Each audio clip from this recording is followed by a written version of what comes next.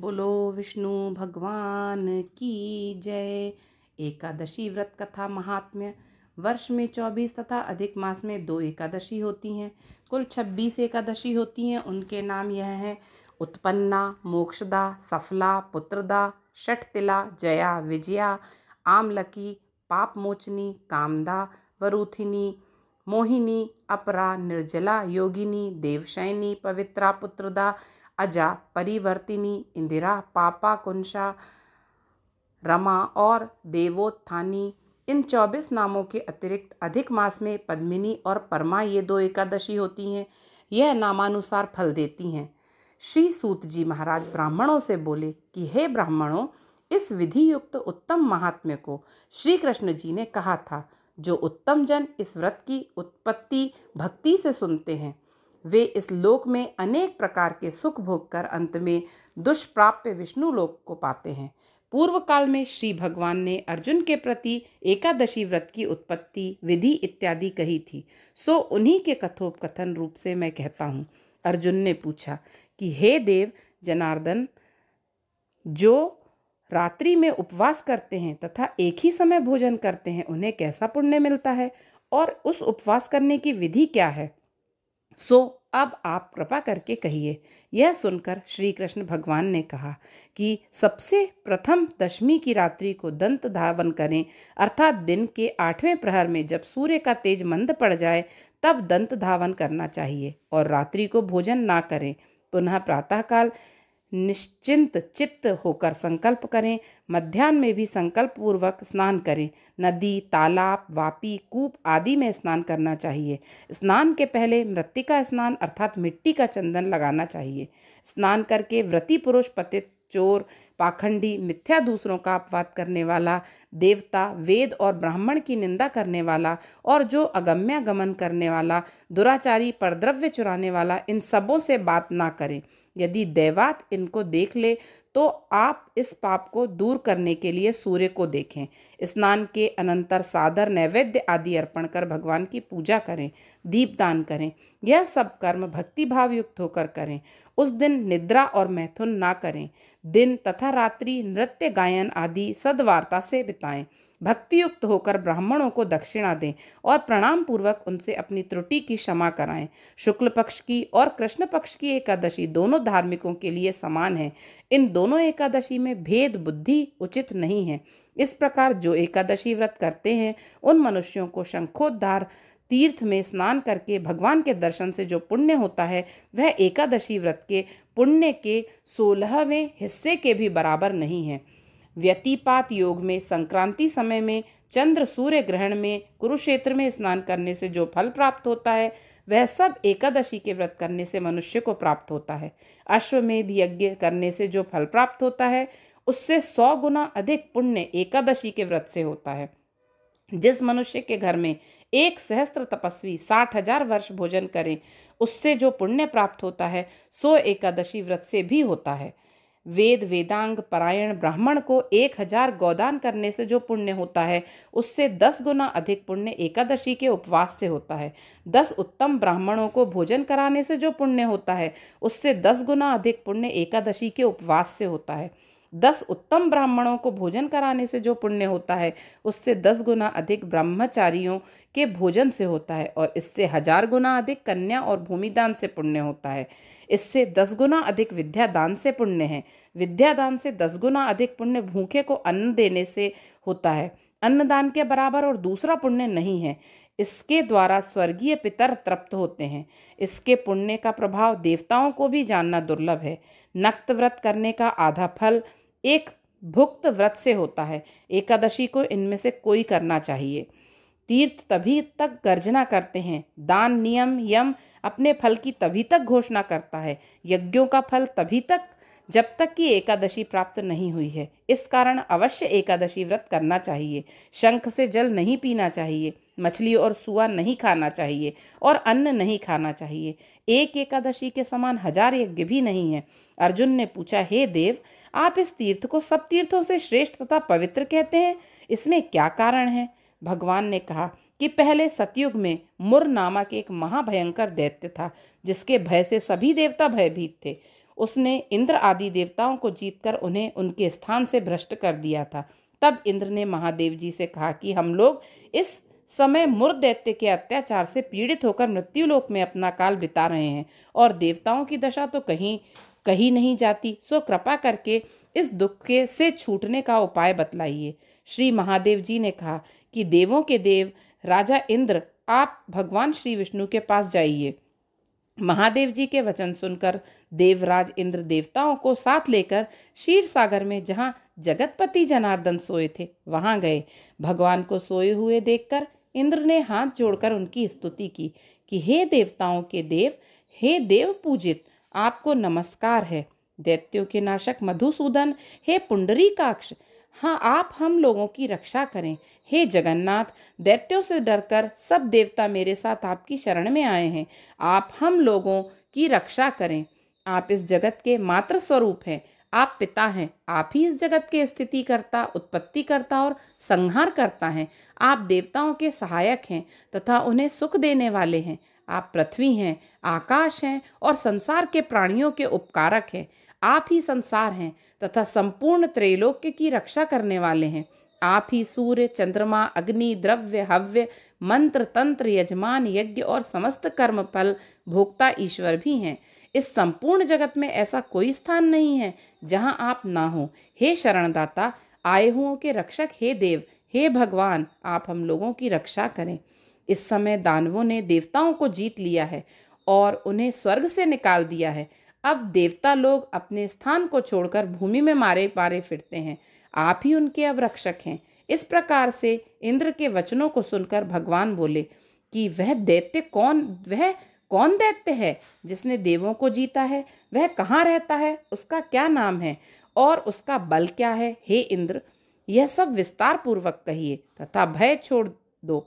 यह सुनकर इंद्र कहने लगे कि हे देव, पहले एक बड़ा नाड़ी जंग नामक दैत्य था जिसकी उत्पत्ति ब्रह्म वंश में थी और वह अपने बल से गर्वित होकर देवों को सर्वदा पीड़ित करता था।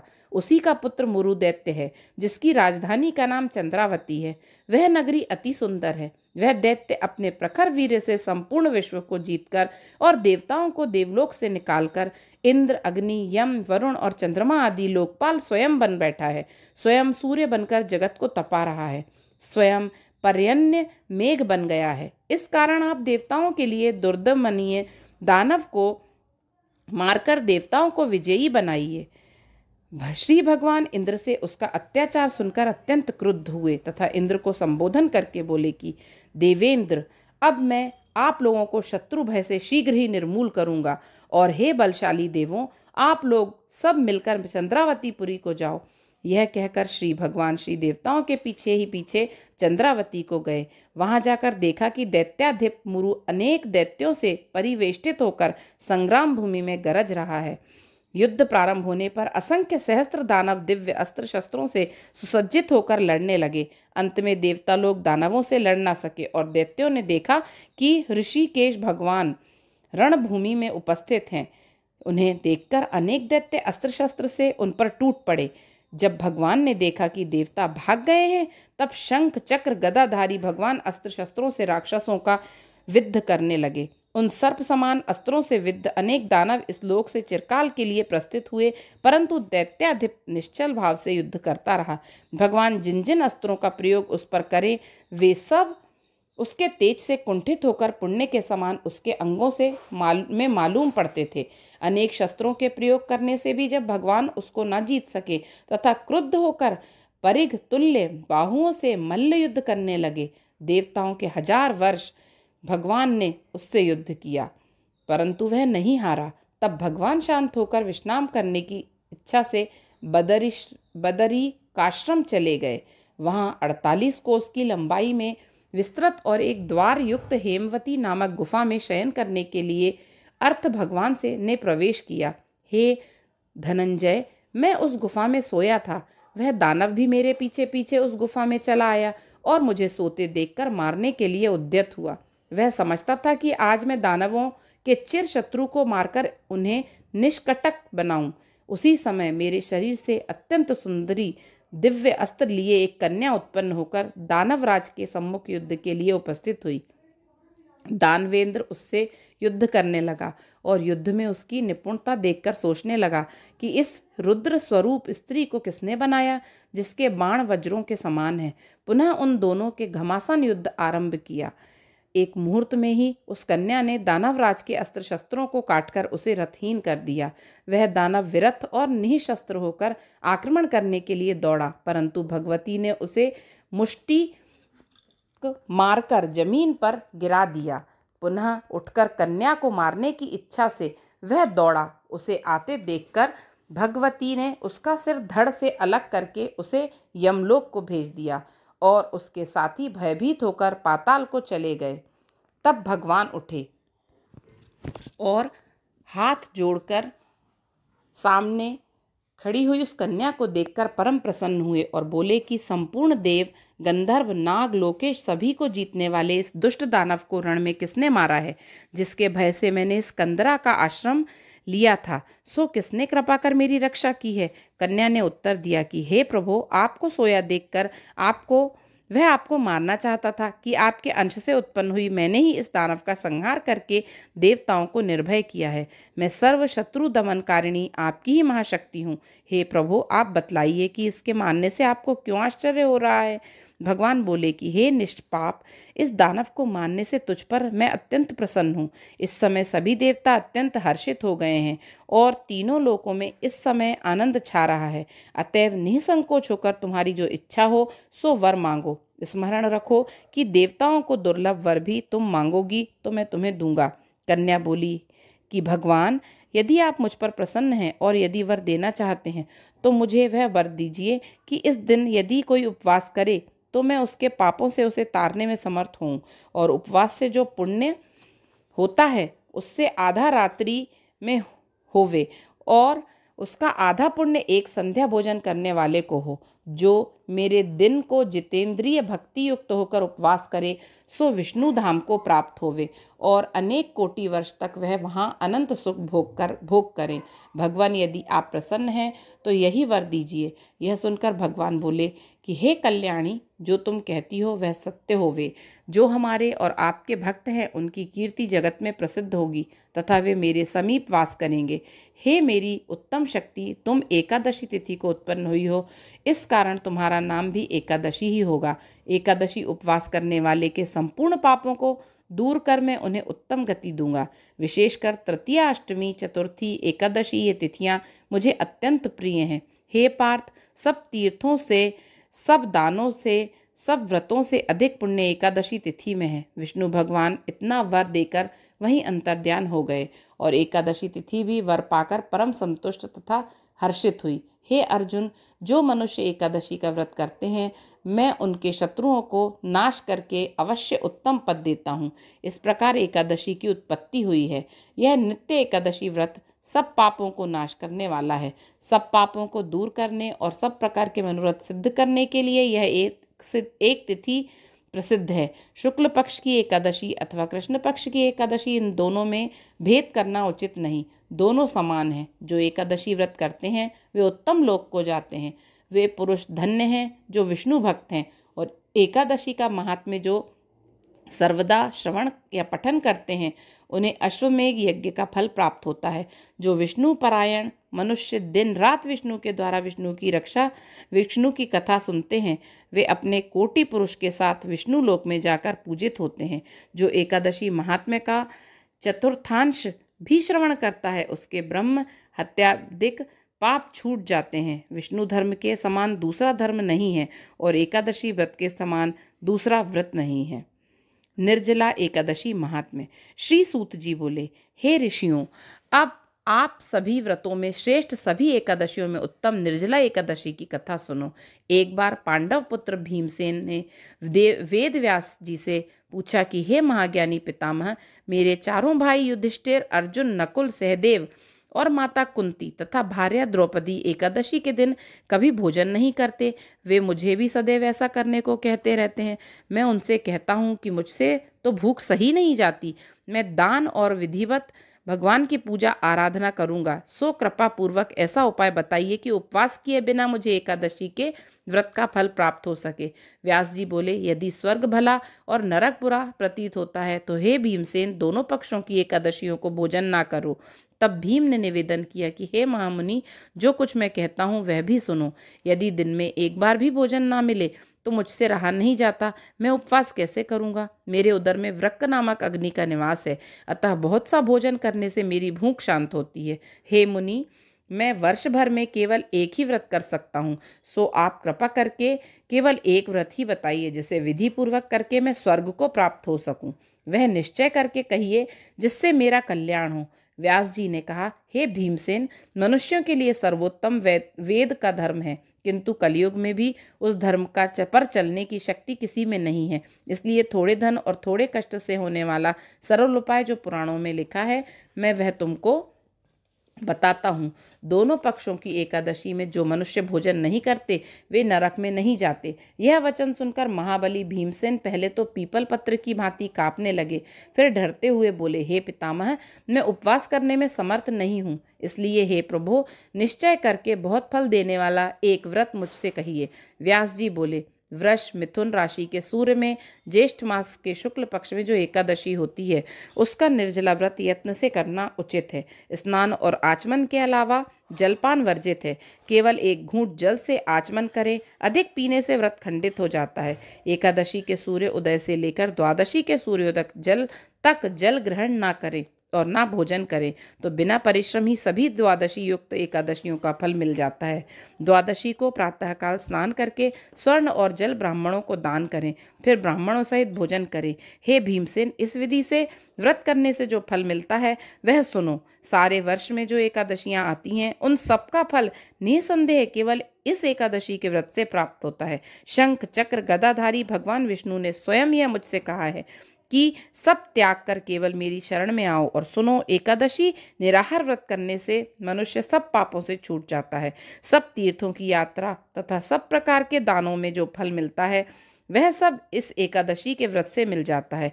कलयुग में दान करने से भी सद्गति नहीं होती। अधिक क्या कहूँ, ज्येष्ठ शुक्ल पक्ष की एकादशी को जल और भोजन ना करें। हे व्रकोदर, इस व्रत से जो फल मिलता है उसको सुनो। सब एकादशी व्रतों से जो धन धान्य व आयु आरोग्यता आदि की वृद्धि होती है वे सब फल निसंदेह इस एकादशी के व्रत से प्राप्त होते हैं।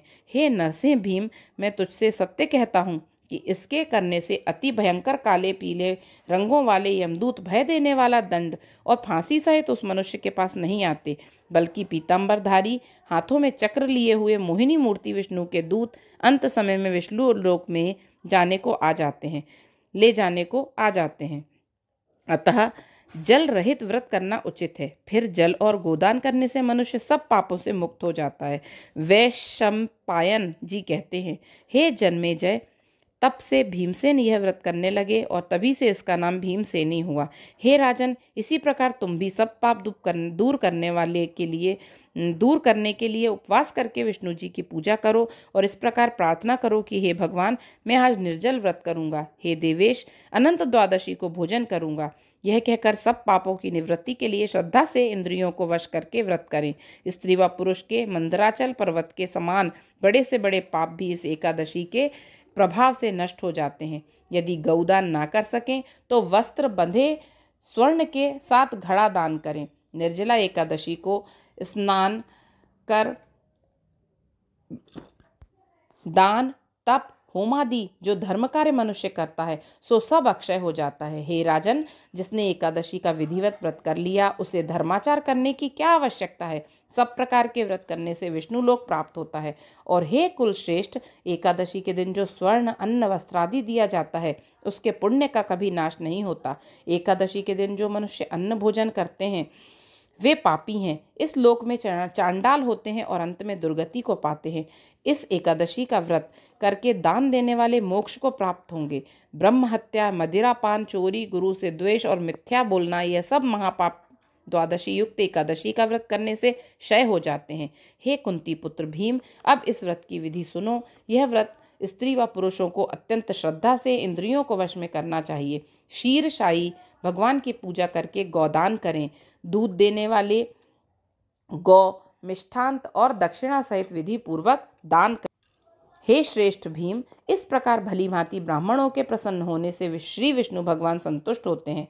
जिसने यह महाव्रत नहीं किया उसने आत्मद्रोह किया, वह दुष्ट दुराचारी है। और जिसने यह व्रत किया उसने 100 पिछले और 100 अगले संबंधियों को अपने सहित स्वर्ग में पहुंचा दिया और मोक्ष को प्राप्त हुआ। जो मनुष्य शांति से दान और पूजा करके रात्रि को जागरण करते हैं और द्वादशी के दिन अन्न, जल, वस्त्र, उत्तम शैया व कुंडल सुपात्र ब्राह्मण को दान करते हैं, वे निसंदेह स्वर्ण के विमान पर बैठकर स्वर्ग को जाते हैं। जो फल पाप नाशिनी अमावस्या अथवा सूर्य ग्रहण में दान पुण्य करके मिलता है, वही फल इसके सुनने से प्राप्त हो जाता है। दंत धावन कर विधि के अनुसार बिना अन्न तथा जल के व्रती मनुष्य इस एकादशी का व्रत कर और आचमन के जल के अतिरिक्त और जल ना पीकर द्वादशी के दिन देव देवेश त्रिविक्रम की पूजा करें। जल, पुष्प, धूप, दीप अर्पण कर यथाविधि पूजन करके प्रार्थना करें कि हे देवेश, हे ऋषिकेश, हे संसार सागर से पार कराने वाले, इस घड़े के दान करने से मुझे मोक्ष प्राप्त हो।